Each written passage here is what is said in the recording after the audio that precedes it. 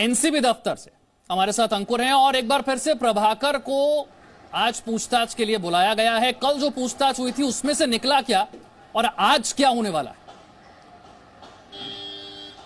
देखिए, फिलहाल एनसीबी का जो विजिलेंस टीम है वो बांद्रा में अपने सीआरपीएफ कैंप पे वहां पर उन्होंने स्टेशन किया है खुद को और वहीं पर पूरी पूछताछ हो रही है। प्रभाकर को कल भी बुलाया गया था, 9 घंटे की पूछताछ हुई है।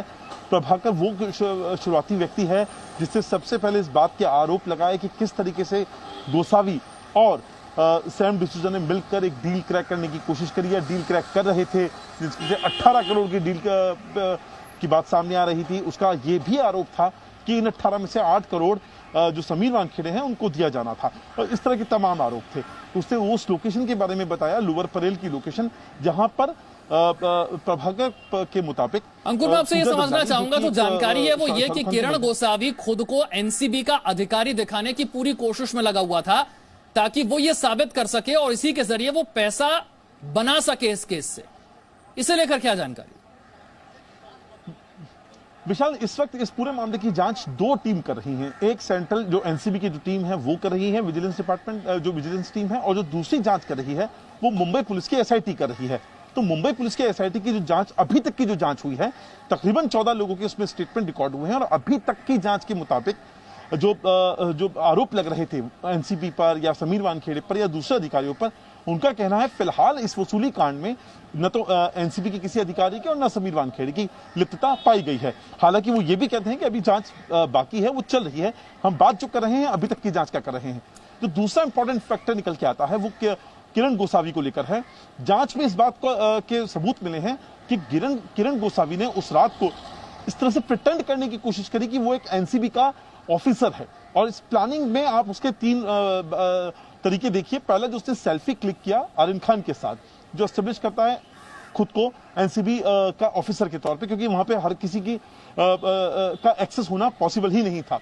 दूसरा, उसने आरिन खान का एक ऑडियो क्लिप अपने मोबाइल में रिकॉर्ड किया, यह भी उसके प्लानिंग का ही हिस्सा था। तीसरा, उसको पता था जब यहां से खबर ऑलरेडी मीडिया के पास जा चुकी है और एनसीबी दफ्तर के बाहर तमाम मीडिया इस वक्त मौजूद हैं, तो जो व्यक्ति हाथ पकड़ के लेके जाएगा आरिन खान का, वो एनसीबी का अधिकारी ही होगा। और वहां जिस तरह की परिस्थितियां थी उनका फायदा उठाया उसने और खुद लीड करते हुए आरिन खान का हाथ पकड़कर एनसीबी के दफ्तर जाती हुई तस्वीरें सामने आई। तो इन तीनों चीजों से उसने, जब पूजा ददलानी, जो ऐसा प्रभाकर का भी दावा है और मुंबई पुलिस के सोर्सेज का भी मानना है कि लोअर परेल की जब में मीटिंग होती है तो पूजा ददलानी को वो तीनों चीजें पेश करता है और अपने आप को प्रिटेंड करता है कि वो एनसीबी का दफ्तर है और अगर उसको एक मोटी रकम मिलती है तो वो इस केस से बचा भी सकता है। बिल्कुल, किरण गोसावी ने अपने आप को एनसीबी का अधिकारी साबित करने की भरपूर कोशिश की है। प्रमोद के पास चलते हैं। प्रमोद, विजिलेंस टीम की जो जांच है वो आज कैसे आगे बढ़ेगी? देखिए, विजिलेंस टीम अभी तक इस मामले में कुल 13 से ज़्यादा लोगों के स्टेटमेंट रिकॉर्ड कर चुके हैं, जिसमें से कई सरकारी अधिकारी हैं और बाकी के जो प्राइवेट पर्सन हैं उनके थे।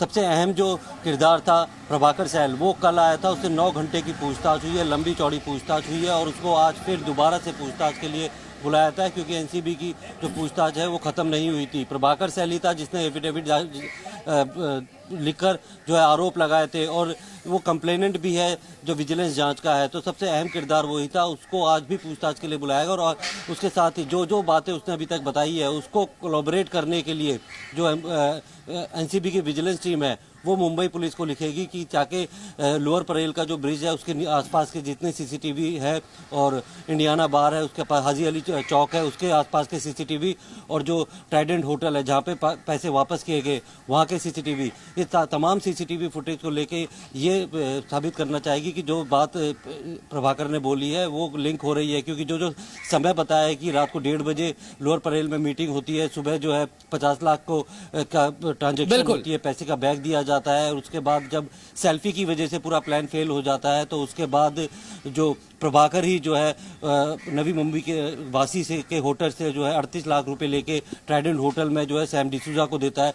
तो इस सारी जो चेन है, इस पे जो लोकेशन है, किस टाइमिंग की थी और कहाँ की वहाँ की सीसीटीवी फुटेज लेगी ताकि जो अगर प्रभाकर जो भी अपने दावे कर रहा है तो उसको स्टैब्लिश किया जा सके।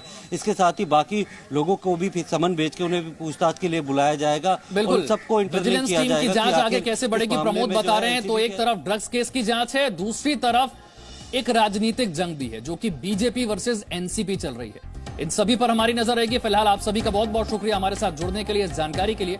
एक छोटा सा ब्रेक यहां पर ले रहे हैं, फौरन हाजिर होंगे।